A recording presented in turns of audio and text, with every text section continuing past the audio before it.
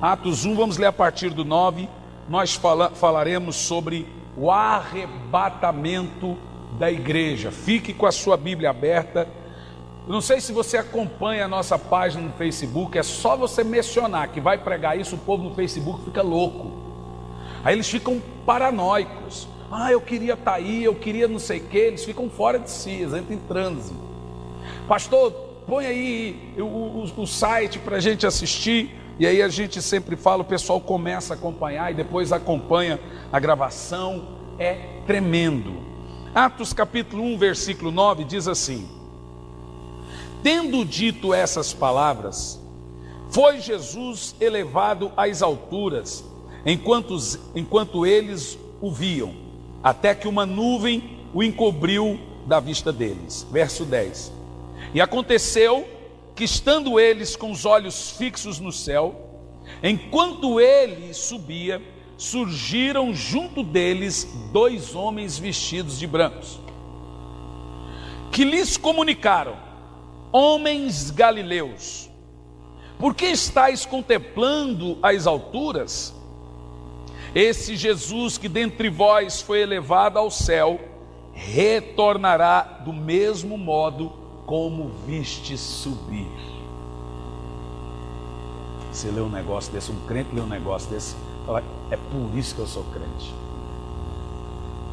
A Bíblia é fantástica. Eu queria que você fosse apaixonado. Eu sei que tem gente, mas como eu sou, para mim só o fato de ler isso aqui já me emociona. Senhor, fale conosco, que não seja eu quem fale, mas que seja o teu Espírito se comunicando ao nosso espírito. Fala a essa igreja, Pai, fale ao nosso povo, em nome de Jesus, amém. Amados irmãos, o texto aqui de Atos mostra os 40 dias que Jesus ficou na terra depois de ressuscitado. Nesses 40 dias nós encontramos muitos textos. Ele aparece aos discípulos no caminho de Emaús, ele entra para os 12 com a porta fechada, ele prega, e agora ele está no Monte das Oliveiras. E ali no Monte das Oliveiras ele começa a dizer: ide por todo mundo, pregar o evangelho a toda criatura. Ele começa a dar os seus últimos mandamentos. E aí é nesse momento que ele traz também a promessa do Espírito Santo. Nós pregamos isso, como vocês estão percebendo que eu estou dando sequência ao texto da terça passada. Quando ele começa a falar que o Espírito Santo seria derramado e ser-me-eis testemunhas em Jerusalém, Judéia, Samaria e até os confins da terra. Como foi pregado na terça passada, os confins da terra é aonde? É aqui. E nós provamos isso geograficamente, porque é considerado o outro lado do mundo. Nós falamos na terça passada que o centro da Bíblia é Israel. Quando a Bíblia fala ao norte, é ao norte de Israel. Quando Jesus fala até os confins da terra, obviamente ele não estaria falando da África, porque Egito é África. Obviamente ele não estaria falando de Roma, porque Paulo ia e voltava. Obviamente ele não estava falando da Turquia, ele não estava falando ali da Ásia, porque Israel é Ásia. Ele estaria falando do local ainda não descoberto, que no caso seria as Américas. Quando você pega, por exemplo, existe uma cidade no Chile que se chama Cidade do Fim do Mundo, que dizem geograficamente que aquela cidade é o fim do mundo geograficamente. De fato nós estamos nas Américas, onde foi o último continente independente a ser descoberto. Temos a Oceania, mas a Oceania ainda tem a rainha da Inglaterra como rainha. Ela não é, ainda Oceania ainda é colônia, né? Você tem ali Austrália e Nova Zelândia, então ainda são colônias. Mas as Américas são independentes, sendo o último continente da Terra a ser descoberto. Provamos então que o mapeamento da Bíblia para o retorno de Cristo seria geograficamente, quando a igreja desse uma volta de 360 graus no mundo. Ela começaria na Ásia, onde esteve as primeiras igrejas, passaria pela Europa e chegaria ao fim da terra, aos confins do mundo, no caso as Américas, e teria que voltar para Jerusalém. Foi lido inclusive em Romanos capítulo 11, a partir do versículo 22, onde o apóstolo São Paulo diz: porque o endurecimento veio à parte de Israel. Israel continuará duro de coração até que termine o tempo da igreja gentílica. Nesse texto, o apóstolo São Paulo então sugere a nós que o evangelho iria acabar entre nós, ele iria ter o seu apogeu, iria acabar, a dispensação gentílica iria chegar ao seu fim e ele voltaria para Israel. E como o evangelho voltaria para Israel? Nós lemos inclusive Apocalipse, que o evangelho voltaria para Israel com duas testemunhas pregando o evangelho aos judeus, para que ao final das contas 144 mil judeus se convertessem, 12 mil de cada tribo, e aí o apóstolo São Paulo diz que então todo Israel seria salvo.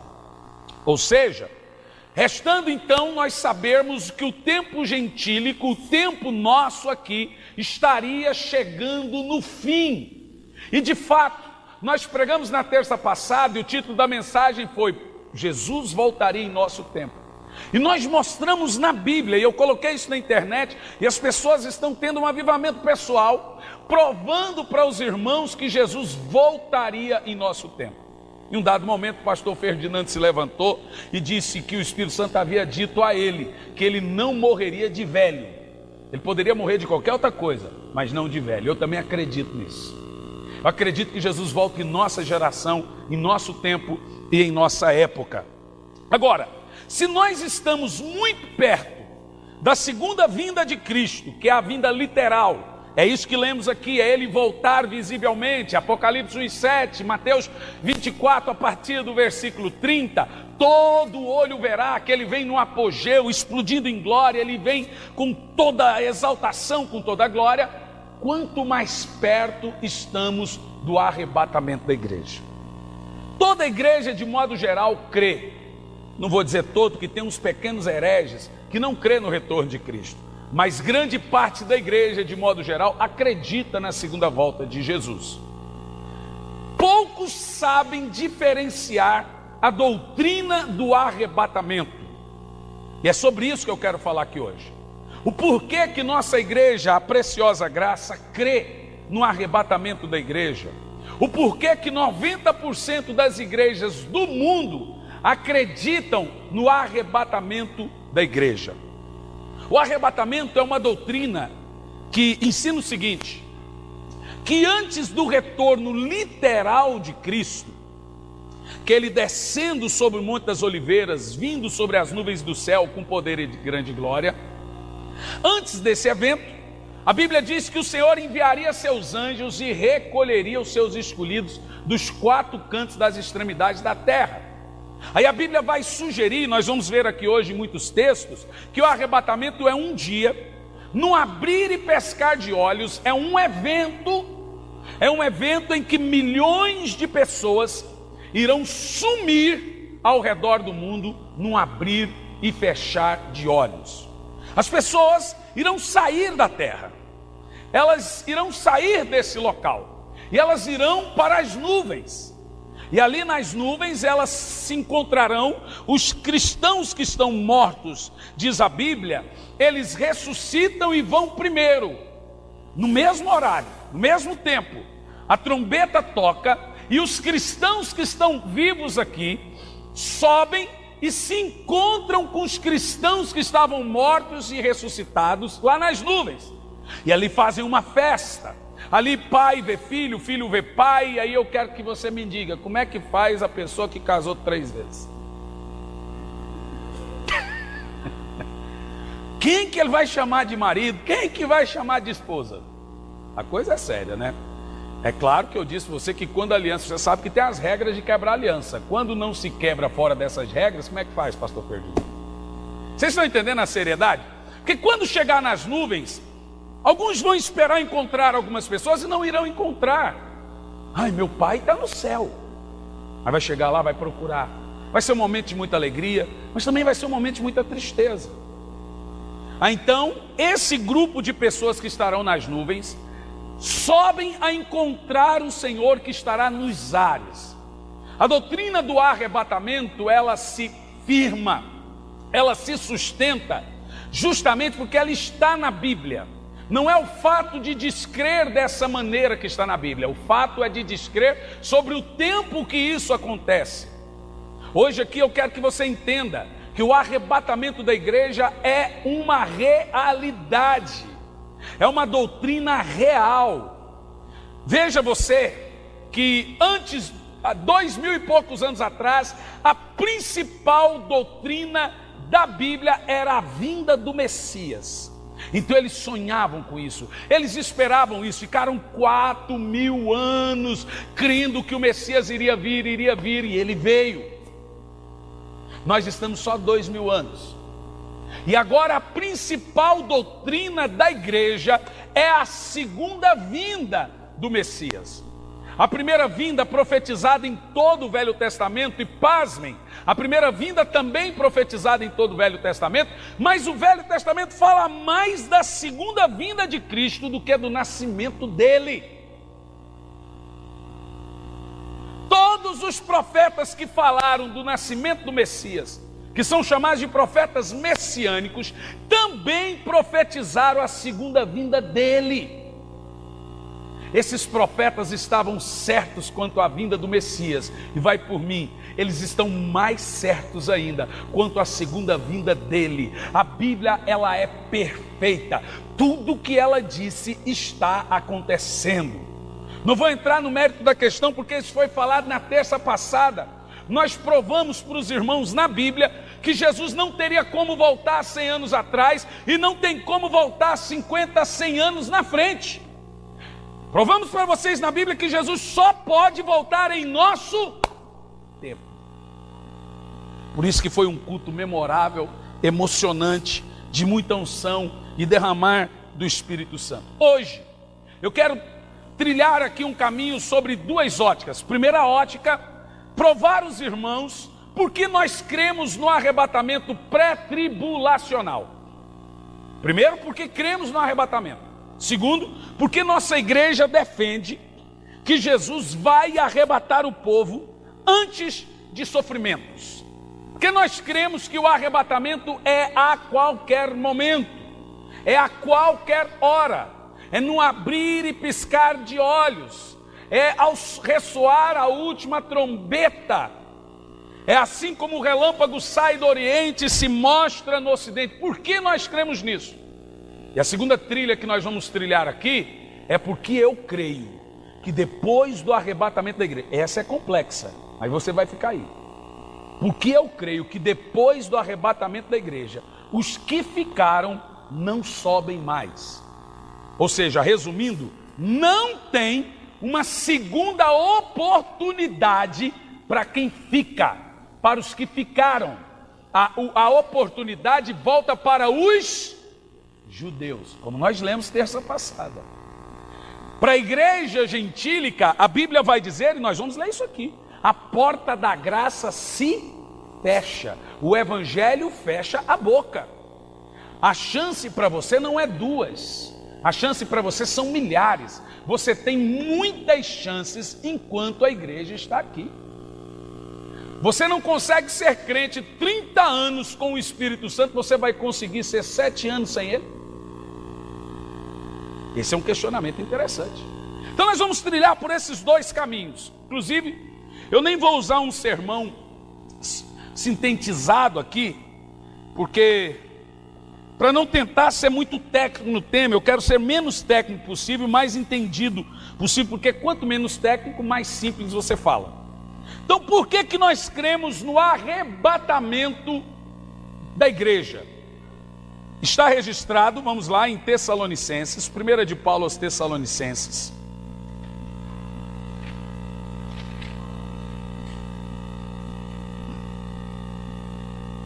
Capítulo 4.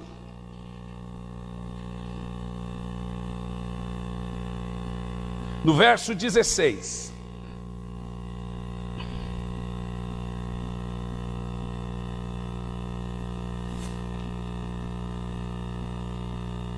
Todas as versões, todas as Bíblias têm a palavra arrebatamento, ou arrebatados, né? Todas usam o termo, diz a Bíblia. Pois dado a ordem, com a voz do arcanjo e o ressoar da trombeta de Deus, olha o texto, o próprio Senhor descerá dos céus, e os mortos em Cristo ressuscitarão primeiro. Entendeu o que eu disse aquela hora? Logo em seguida, nós os que estivermos vivos sobre a terra, seremos arrebatados com eles nas nuvens, para o encontro com o Senhor nos ares, e assim estaremos com Cristo para sempre. No verso 18 diz: consolai-vos, pois, uns aos outros com essas palavras. Nós não queremos pregar sobre arrebatamento como, cuidado, isso assustar, igual eu estava no cinema assistindo agora o filme Apocalipse com Nicolas Cage, que é sobre o arrebatamento. Teve gente que saiu do cinema em grito, chorando. Teve gente que falou que preferia assistir filme de terror do que aquilo. Saiu em pânico. Você acredita em pânico? É claro que a mensagem do arrebatamento para os cristãos é de tremendo consolo. Para quem não ouve isso aqui, fica assustado.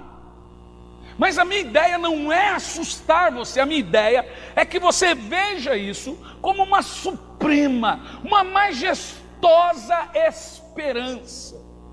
O que eu quero que você entenda, que nós não somos salvos para ficar aqui nesse mundo. Jesus disse que nós não somos daqui do mundo, e por não sermos do mundo, João fala na sua primeira epístola, o mundo deve nos odiar. Nós somos odiados justamente porque nós somos cidadãos dos céus. E o fato de você ler aqui na Bíblia Sagrada sobre o arrebatamento já sugere um grande evento, mas um evento ao mesmo tempo de esperança para os que saem da terra, também assustador para os que ficam. Vamos tentar aqui traçar o plano do que acontece no exato dia do arrebatamento da igreja. Primeiro, o apóstolo São Paulo disse que uma trombeta irá tocar. Essa trombeta que vai tocar vai ser escandalosa.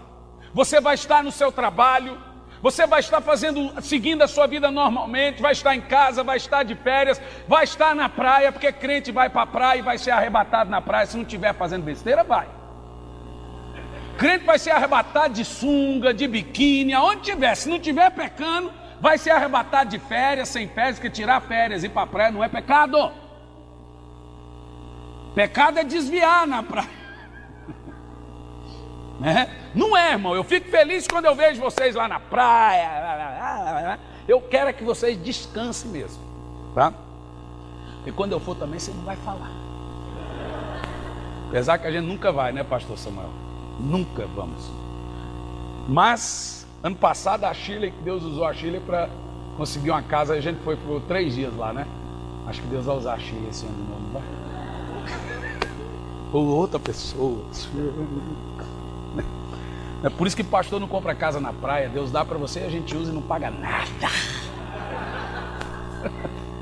Agora veja bem, o apóstolo São Paulo diz o seguinte: logo em seguida o ressoar da trombeta de Deus, vai ouvir um barulho, uma trombeta vai soar.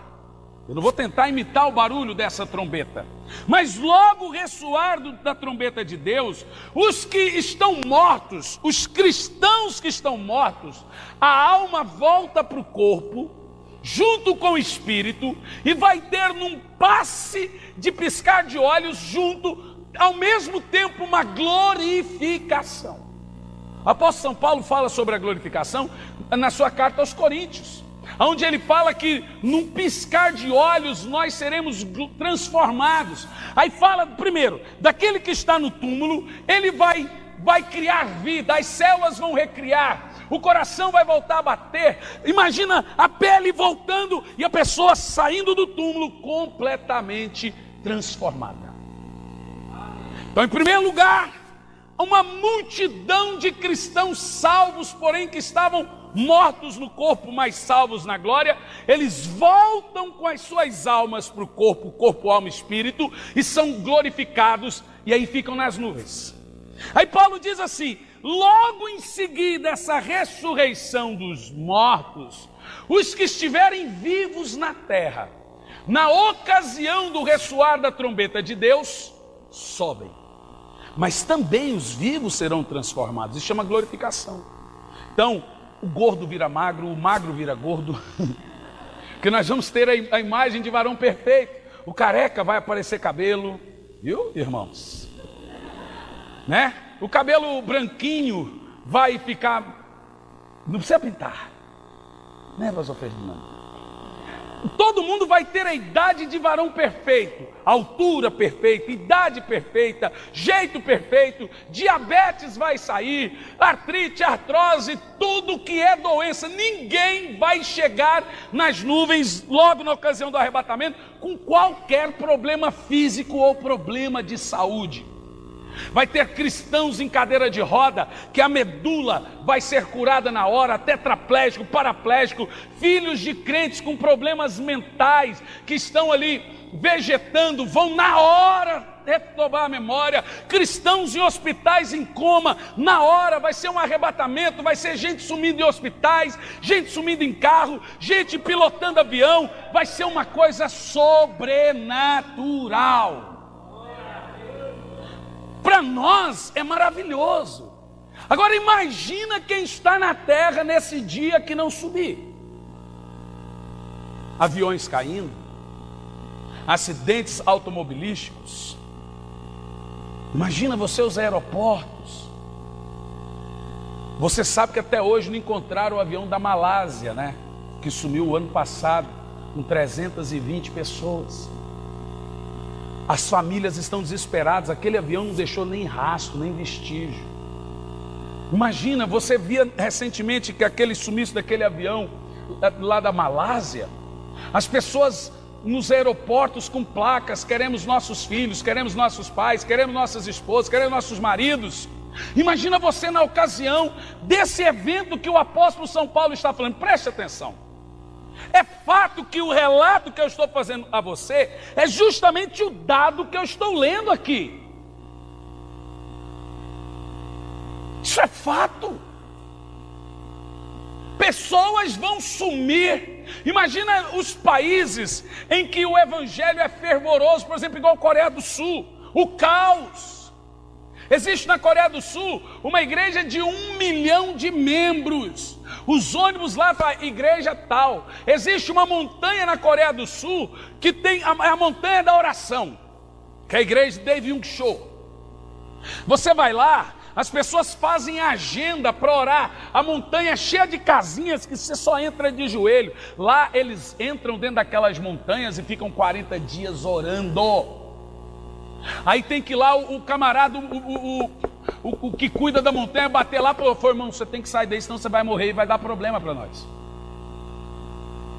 O povo coreano ora muito. Lá tem uma mulher por nome Pastora Kill. Ela bate nas pessoas assim, o câncer sai na mão dela. Se você pesquisar no YouTube, você vai ver isso. O povo da Coreia é um povo de muita oração. Imagina esses lugares que o avivamento é tremendo, em que as pessoas levam o evangelho a sério. O caos nas famílias de quem ficou. Para nós é uma coisa maravilhosa.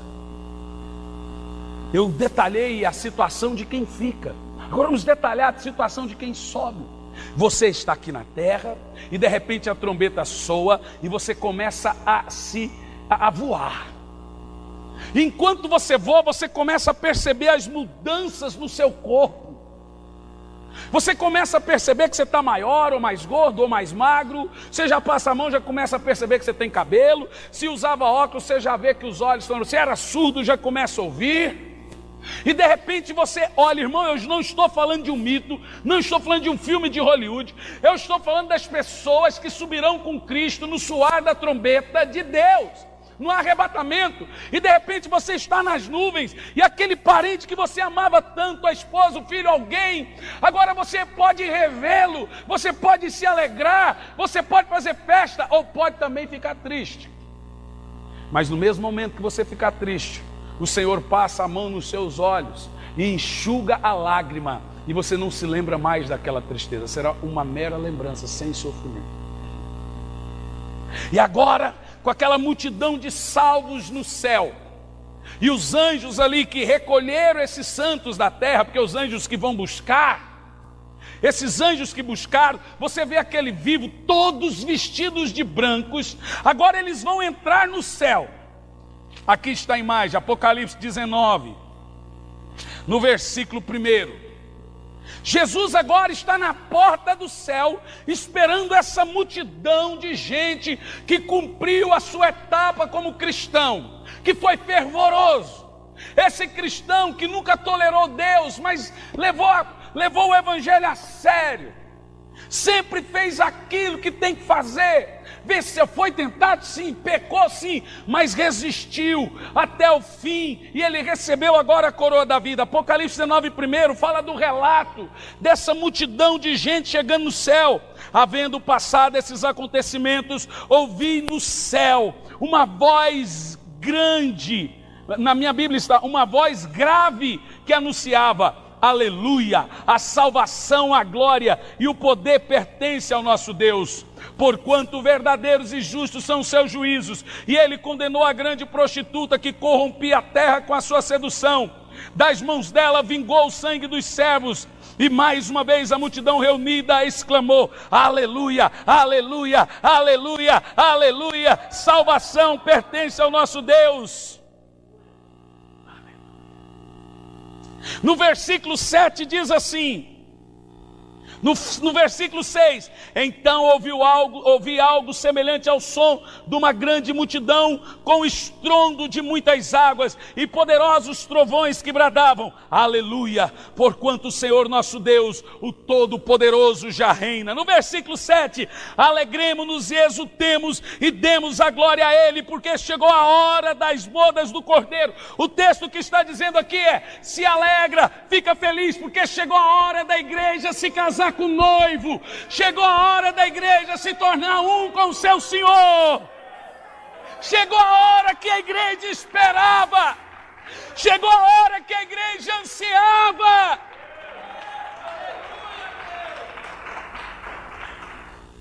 Aleluia. É por isso que nós estamos aqui.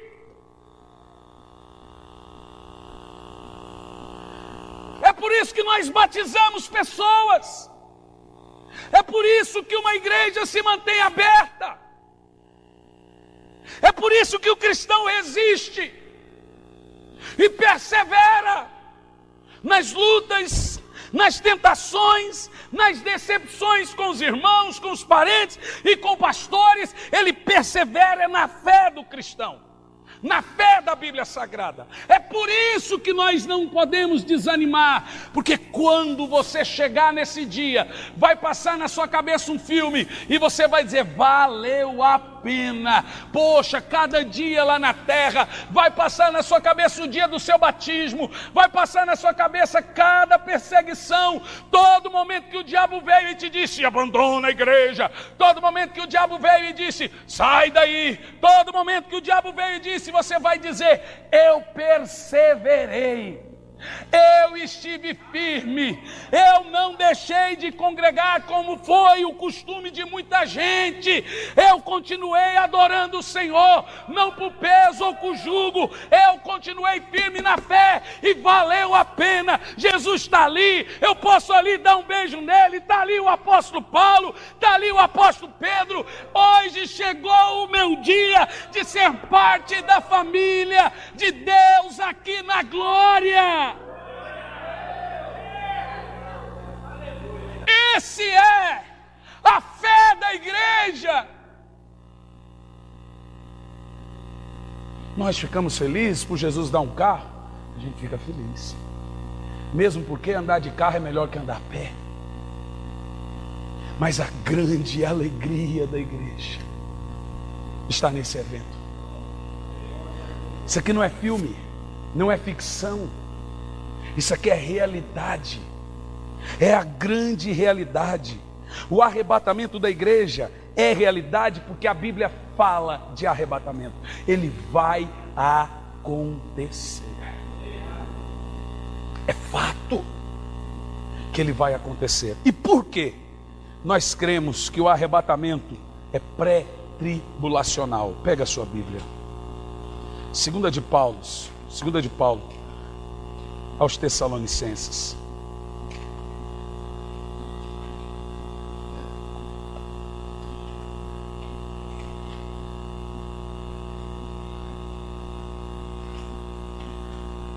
Capítulo 2.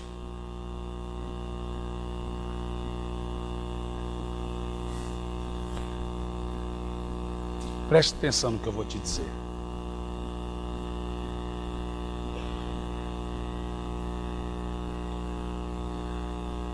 Existe a linha que crê no arrebatamento pós-tribulação. Todo mundo crê no arrebatamento. Existe a linha que crê no arrebatamento no meio da tribulação. Existe a linha que crê no arrebatamento antes da tribulação. Eu, de fato, já estudei todas as três linhas. Já matutei, já bati a cabeça, já discuti, já dialoguei. No final de semana passado, meu Deus, no final de semana do casamento do pastor Samuel, eu estava com meu pai, que é professor também nessa área, e fizemos uma dinâmica, meu pai e eu. E o meu outro irmão, o pastor Ai, falei, vamos fingir que eu sou pós-tribulacionista, isso é pré, e vamos fazer um debate. E aí, eu usei todos os argumentos pós-tribulacionistas, falei, agora eu calo esse velho. Mas eu vou te dizer uma coisa, irmão. O pós-tribulacionista, ele acredita o seguinte, que a igreja vai sofrer 7 anos de tribulação aqui, e depois de 7 anos de tribulação, pouco antes de Jesus descer, ele arrebata a igreja. Pouco antes dele descer, ele arrebata. Ou seja, todo mundo crê no arrebatamento. O meso-tribulacionista crê que no meio dos 7 anos da tribulação, quando terminar os 3 anos e meio de paz e começar os 3 anos e meio de sofrimento, Jesus tira a igreja. O pré-tribulacionista crê, quem fez o simpósio sabe o que eu estou falando, que Jesus tira a igreja antes do sofrimento. Por que que eu, estudando todas as linhas teológicas possíveis da escatologia, decidi que nós somos pré-tribulacionistas? Porque eu decidi que Jesus arrebata a igreja antes da tribulação. O que nos leva, e não só a mim, mas teólogos renomados e sérios a crer nisso, não é a descredibilização que alguns teólogos querem fazer com a doutrina do arrebatamento, do tipo falar, isso foi uma revelação que a menina teve há 200 anos atrás. Como uns falam assim, como que eu posso acreditar numa doutrina que tem 200 anos? Pois bem, apelo de salvação tem 50, e você não faz na sua igreja? Há 50 anos atrás, ninguém chamava as pessoas para aceitar Jesus, não, gente. Isso é uma coisa nova, vem à frente, quem quer entregar a vida a Jesus, você tem 50 anos.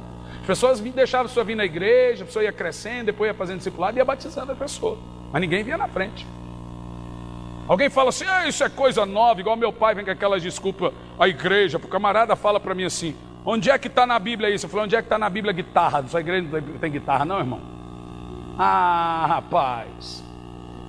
Ah, você não usa microfone? Onde é que está na Bíblia microfone? Vai ter de ser bobo, rapaz.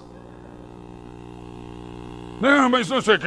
Tem um que pôs na internet lá, eu não confio nesses pastores que não respeitam a pregação e não veste terno. Se terno fosse sinônimo de ônibus de Deus, em Brasília, os ladrões da Petrobras todos são santos. Isso é tudo religião. Agora o camarada fala, eu não posso acreditar no arrebatamento porque uma menina teve uma revelação que o arrebatamento era pré-tribulação. Irmão, a Bíblia toda é revelação. Se você não acreditar na Bíblia porque alguém teve uma visão, rasga ela. Porque o Apocalipse todo é de uma visão. Ezequiel todo é visão. Isaías todo é visão. Daniel, quase, ou a Bíblia é visão, ou a Bíblia é história. De fato, uma garotinha de 12 anos de idade recebeu uma visita de um anjo. Ela não sabia do que se tratava, mas o anjo disse para essa garotinha, isso tem 200 anos, que Jesus iria arrebatar a igreja antes da tribulação. E ela contou para o pastor. O pastor riu na cara dela. Mas aí o pastor foi orar e se incomodou, e ele juntou com um grupo de teólogos dos mais renomados e começaram a estudar na Bíblia. E foi quando um homem por nome Scofield conseguiu dissecar isso e encontrou os tesouros. E por que que o arrebatamento é um tesouro? Porque a igreja tem que estar atenta. Agora eu vou te dar aqui um mapa, o porquê. Em primeiro lugar, que o arrebatamento acontece sem nenhum aviso prévio, antes da tribulação, ou seja, o arrebatamento ele pode acontecer agora. Jesus não tem obrigação de esperar nada para o arrebatamento acontecer, mas para a volta de Jesus, muitas profecias têm que se cumprir, para o arrebatamento nenhuma. Agora você vai entender a seriedade do Evangelho, porque eu creio. Primeiro fundamento. Segunda de Paulo aos Tessalonicenses, capítulo 2.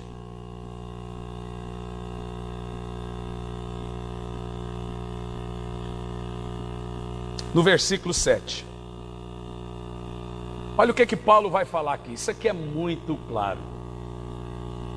Diz assim: na realidade, o mistério da iniquidade já está em ação, restando tão somente que seja afastado aquele, diga comigo, aquele que agora o detém. Dá uma pausa. Tira isso da Bíblia se você não crê no arrebatamento, mas por favor me explique. Eu só quero que alguém me explique por que esse texto está aqui. Primeiro que o apóstolo São Paulo deixa claro que o anticristo, o espírito dele já está em ação, mas ele pessoalmente não. E por que que o anticristo não está em ação? Porque tem alguém que o detém. Paulo diz assim: esse que o detém tem que ser tirado. É ele que detém o agir da pessoa do anticristo. No 8, Paulo vai dizer que depois que esse que o detém sair, o anticristo é revelado. Está claro que alguém sai da terra antes do anticristo vir? Está claro ou não está? Vamos ler o 7 e o 8 de novo? Na realidade, o mistério da iniquidade já está em ação, restando tão somente que seja tirado aquele que agora o detém. Então será plenamente revelado o perverso, a quem o Senhor matará com o sopro da sua boca e destruirá pela gloriosa manifestação da sua vinda. Agora presta atenção. Jesus volta e mata o anticristo, o falso profeta, e com sopro, com o resplendor da sua vinda. No versículo 8 diz que o anticristo pessoalmente só aparece quando esse que o detém seja tirado da terra. Está claro o texto? Vocês leram comigo? Alguém precisa sair da terra ou não precisa? Aí alguém fala assim: esse aqui é a igreja. A igreja é aquela, porque a igreja na Bíblia é tipificada por mulher. Tem a falsa igreja, que é a mulher vestida de púrpura, e tem a verdadeira igreja, que é a mulher vestida de branco, vestida de sol. A igreja não é retratada na Bíblia como aquele. Ela não tem a figura masculina, ela tem a figura feminina, mas não é feminina. Portanto, quando a Bíblia fala aquele, obviamente, ela está falando do Espírito Santo. A Bíblia está deixando claro, veja bem, aí voltamos para a mensagem da terça passada. O tempo da igreja gentílica na terra, a dispensação gentílica, foi marcada, agora guarde que é tesouro, foi marcada pela descida do Espírito Santo, diga amém.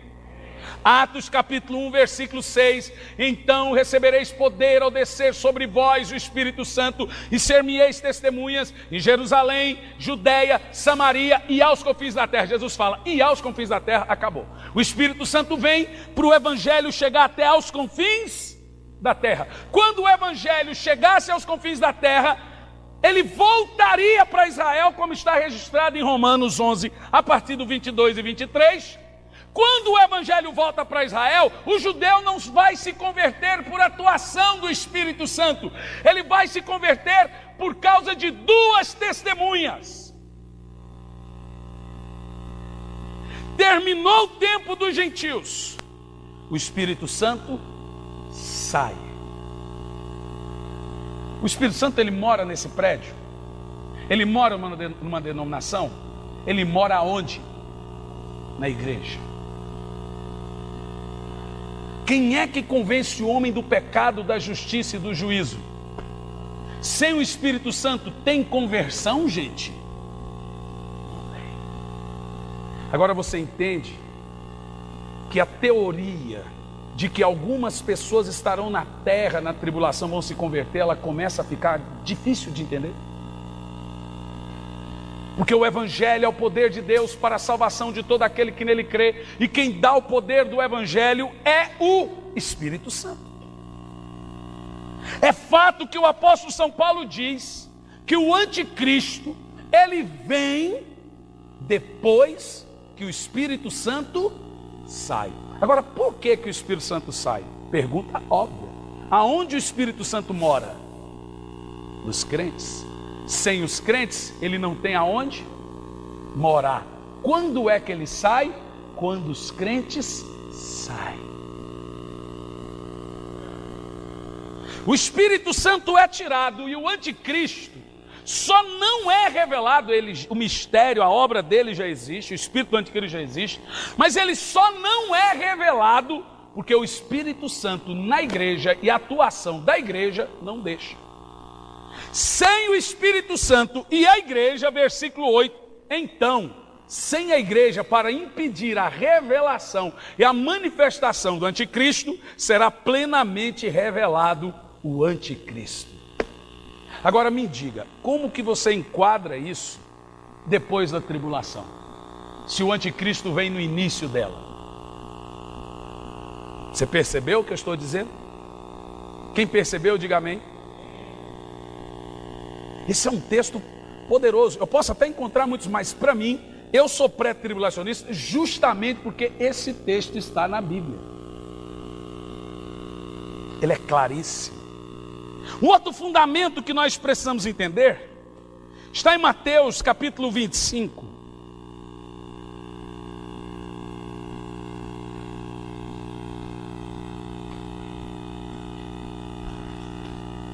Eu vou terminar essa parte, que eu quero trazer a outra trilha, né? Mateus 25:10, isso aqui é muito claro. Isso aqui é muito claro, inclusive é a base que nós encontramos também para comprovar que o crente só tem a chance do arrebatamento. Depois do arrebatamento, acaba o tempo dos gentios. O evangelho volta para o judeu, a salvação volta para o judeu. E por que que o gentil não vai se converter mais? Vou te dar vários motivos. Mateus 25, versículo 10, diz assim, ó: mas saindo elas para comprar, chegou o noivo. As virgens que estavam preparadas entraram com ele para o banquete de núpcias, e a porta foi fechada. O outro motivo que o arrebatamento é pré-tribulacional é o tempo do tribunal Bema. É a entrega dos galardões e o casamento da igreja com Cristo. As bodas. Antes do retorno de Cristo, é bíblico que antes que as bodas do Cordeiro, que o casamento igreja com Cristo acontece antes da igreja descer, não depois. Isso está registrado, eu não estou nem usando esboço para ser bem simples.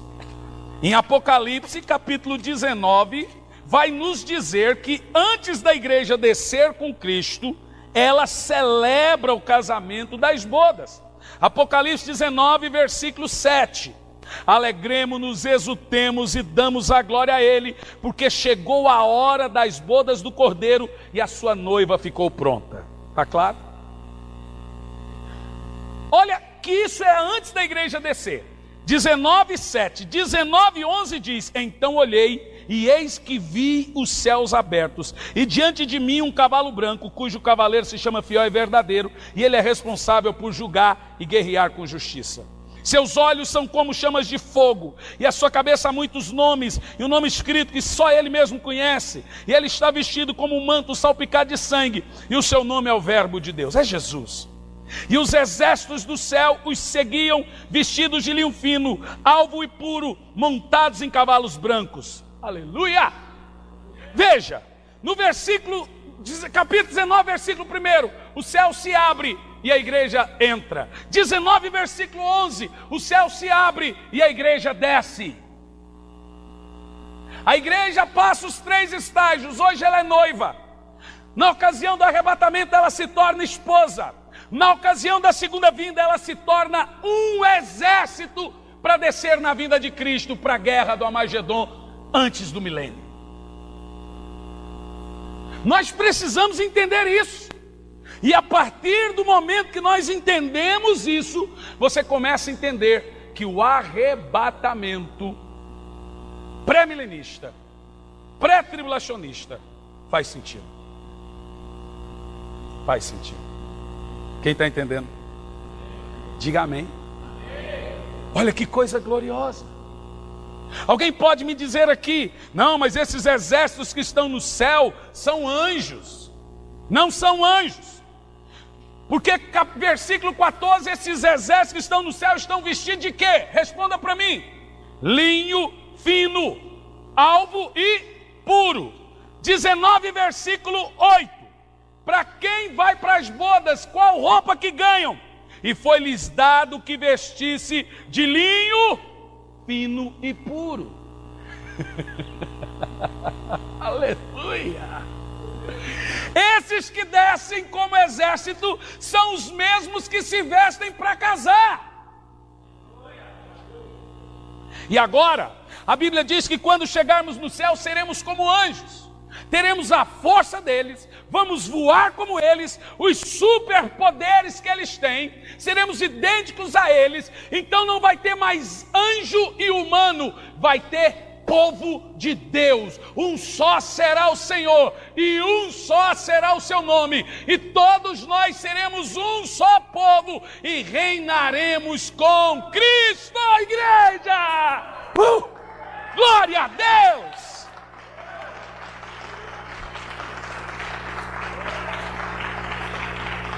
Então não pense você que lá no céu vai ter o grupo dos anjos, o grupo de Israel, o grupo da igreja.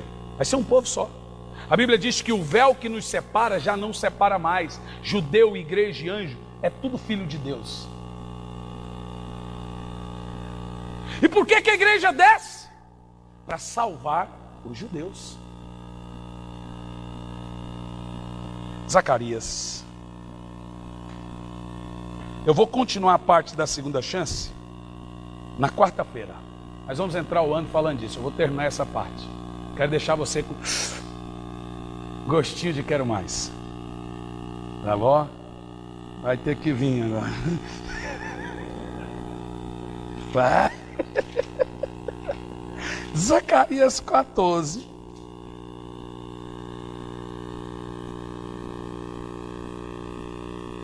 No verso 5 a seguir, diz assim: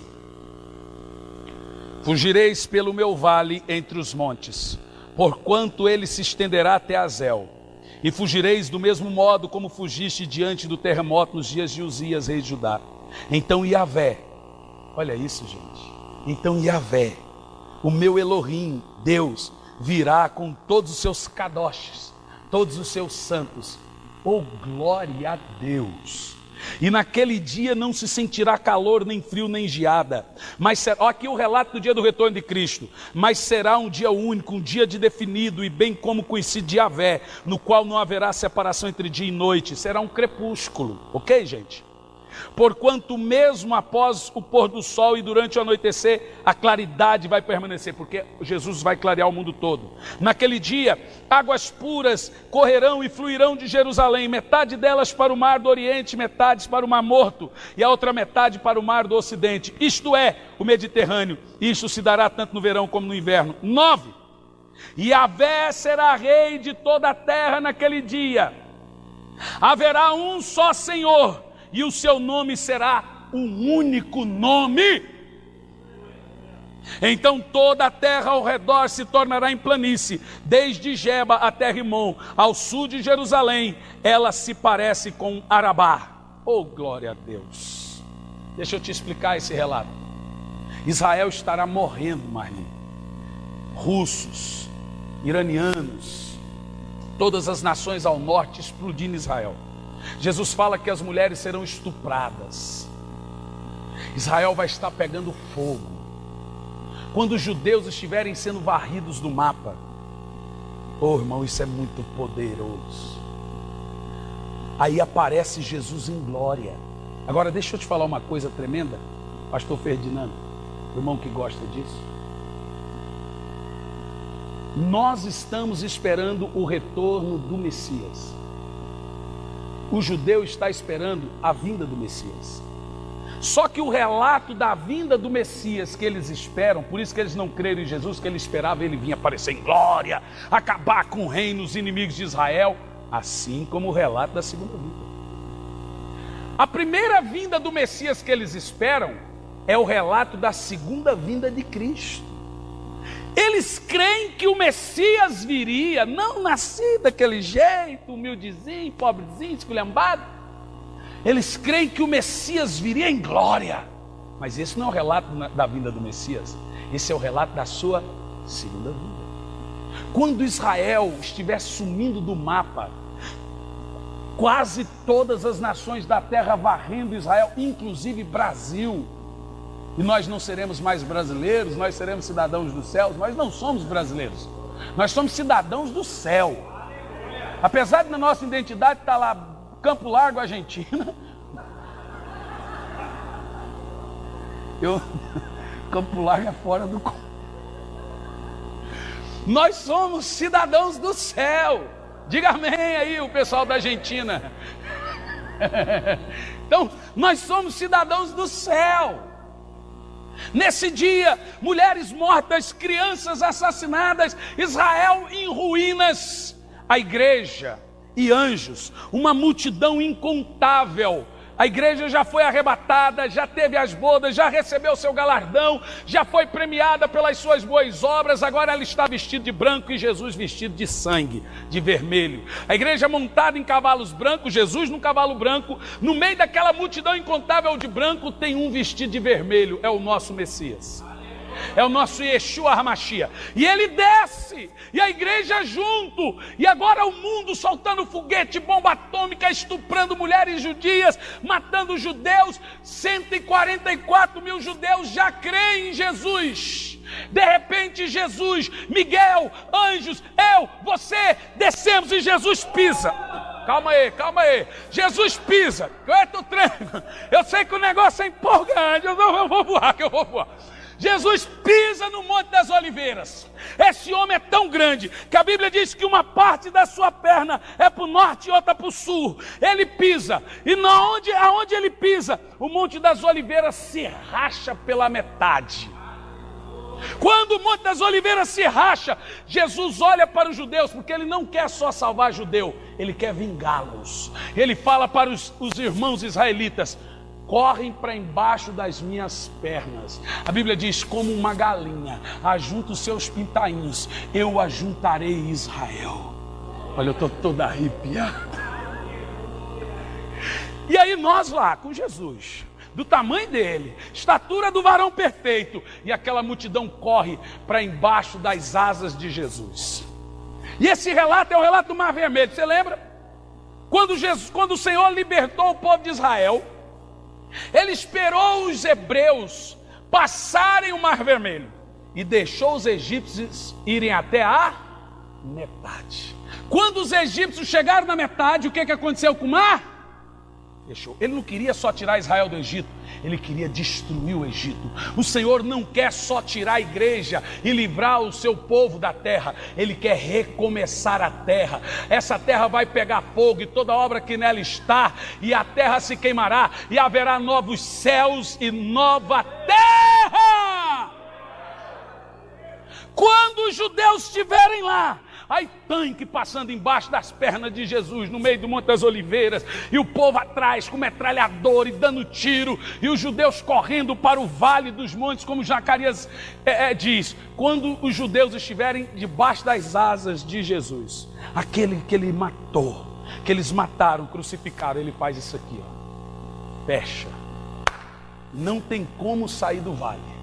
Quando eles estiverem fechados, irmão, Jesus vai olhar para essa multidão de santos e guerreiros, anjos e nós todos, e vai falar: festa, amassa a carne, Aí eu vou estar lá, me sorga, Jesus. Não larga, Jesus, me sorga. E aí, irmão, vai ser o grande Armagedon. Aí eu, você, todos seremos um grande exército, lutando contra o anticristo, a sua nova ordem mundial, lutando contra a besta, o falso profeta, lutando contra os escarnecedores, ateus e todos. A Bíblia diz que a terça parte da humanidade morrerá. Agora, sabe por quê que isso vai acontecer? 2 de Paulo aos Tessalonicenses, capítulo 2, versículo 11. Eu vou dar esse texto. Quarta que vem, eu vou falar sobre a segunda chance. Depois do arrebatamento, quem ficou vai ter uma oportunidade de sofrer, morrer e subir depois. Vamos ver. Se você quer aprender sobre isso, vai ser uma revelação sobrenatural. 2 de Paulo aos Tessalonicenses 2,11 diz: é por este motivo que Deus lhe envia uma espécie de poder sedutor. Lemos isso na terça passada. A fim de que creiam na mentira e sejam condenados todos que não creram na verdade, mas usufruíram dos prazeres da injustiça.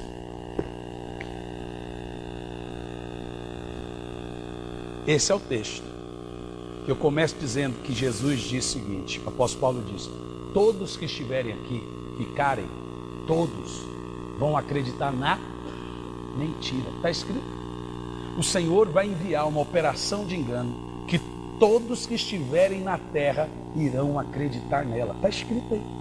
E por quê? Porque eles não creram na verdade enquanto ela ainda era pregada. Irmão, a porta é estreita, mas ainda está aberta. Johnny, por gentileza, eu tenho uma palavra para você aqui agora no final. Ainda tem tempo para você se tornar um cristão fervoroso, porque o arrebatamento não é para bons crentes. O arrebatamento é para crente apaixonado, é para crente crente. Ainda há tempo de você melhorar a sua fé. Ainda há tempo de você rejuvenescer a sua crença. Pastor, eu estou frio. É normal. Não pense que você é a única pessoa que fica frio, desanimado. Isso é normal. Comigo, com você. Só não pode ser normal permanecer frio.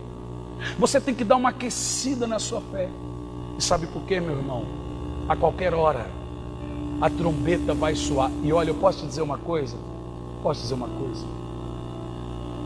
Eu fico vivendo como se o arrebatamento fosse... Eu amanheço o dia. Foi a Kátia que me mandou a mensagem. Não foi? Ela me mandou a mensagem hoje: pastor, eu não aguento mais, me ajuda. O que foi, Kátia? Eu estou sonhando com a volta de Jesus todo dia. E aí ela me deu um dado, dessa vez triste. Toda vez eu subo, dessa vez, nesse sonho eu fiquei. Eu estou muito triste. Ela falou assim: a pior sensação do mundo é sonhar com Jesus voltando e você ficando. Eu já sonhei. Antes do anjo aparecer para mim e me corrigir, eu não só tive um sonho que eu ficaria, como o próprio anjo falou para mim: se o arrebatamento fosse hoje, isso em 2009, a sua família iria e você ficaria. É pior do que um sonho. Irmão, só de falar isso dá um pavor, dá um temor. Eu não quero ser arrebatado só para não ficar na terra, eu quero ver Jesus. Eu sou apaixonado por Ele.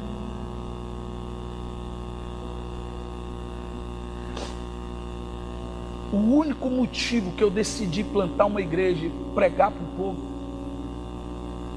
é que eu queria pregar essa mensagem, porque não me deixam pregar isso nas igrejas. Eu falei: Senhor, me dá um povo para eu pregar a sua volta para eles. Me dá um povo para eu chegar no céu com uma multidão nas minhas costas. Seja 100, seja 50. Esse ano nós falamos muito pouco da volta de Jesus. Mas 2 anos de igreja nós falamos muito. Esse ano nós falamos pouco. Também ensinamos muitas outras doutrinas. Mas eu quero ver vocês na ocasião do arrebatamento da igreja. Nunca confie numa igreja, num pastor que não valoriza a volta de Jesus, que não prega ou que esnoba. Só o fato de não pregar isso já é motivo para você não ficar.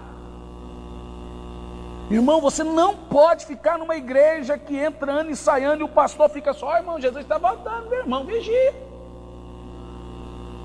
Pelo amor de Deus.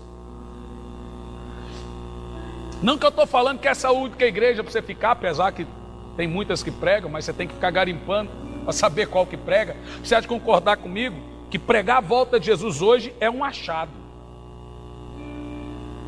O que eu estou dizendo para você, que eu creio de todo o meu coração, acredita no seu pastor, acredita que o arrebatamento se dará a qualquer hora. E eu quero subir. E antes do Senhor enxugar dos meus olhos todas as lágrimas, eu vou chorar demais por não ver alguns. E eu vou dizer, Senhor, eu fiz minha parte. Mas não deixe que a frieza exploda a sua fé. Lute contra a mornidão, contra a frieza. Como a Marli disse para mim, nada me separa do meu Deus. Lute contra isso. Você nunca pode estar numa igreja de um pastor que vive em pecado. Mas pastores são cheios de falhas. Eles fazem coisas que ferem. E vocês fazem coisas que ferem pastores. Você fica com a sua esposa, ela também te fere. Você fica com seu esposo, ele também te fere. Você fica com seu filho, ele te fere. Pastor também é sua família, você também é família. Nós vamos assim até Jesus voltar. Mas irmão, não abandone a sua fé. Não se distraia no final de ano. Mantenha-se firme. Vai lá, faça sua festa com a sua família. Vai para a praia, brinque. Se contar uma piada suja, dá aquela risadinha disfarçada assim. Não seja mal educado. Vai lá. Eu não faço apologia a vinho, não faço apologia a bebida alcoólica, mas não se embriague, irmão. Não se embriague, pelo amor de Deus. Não beba até cair. Não beba até dar sono e ter que dormir porque bebeu muito. Isso é pecado. Passe o final de ano, venha quarta-feira. Nós vamos pregar sobre o arrebatamento da igreja, a continuação dessa mensagem. E vamos terminar o culto entrando no novo ano. Você já imaginou se Jesus volta no dia 31? Quem disse que ele não pode arrebatar a igreja quarta-feira que vem? Quem disse que ele não pode arrebatar a igreja domingo? Quem disse que ele não pode arrebatar a igreja daqui um pouco? Venha, pois você vai para a sua família. Ou então, venha, fica aqui, o culto vai ser 1h30. Vai ser 1h30. Mas mantenha o foco. Vamos ficar em pé, vamos adorar o Senhor um pouco.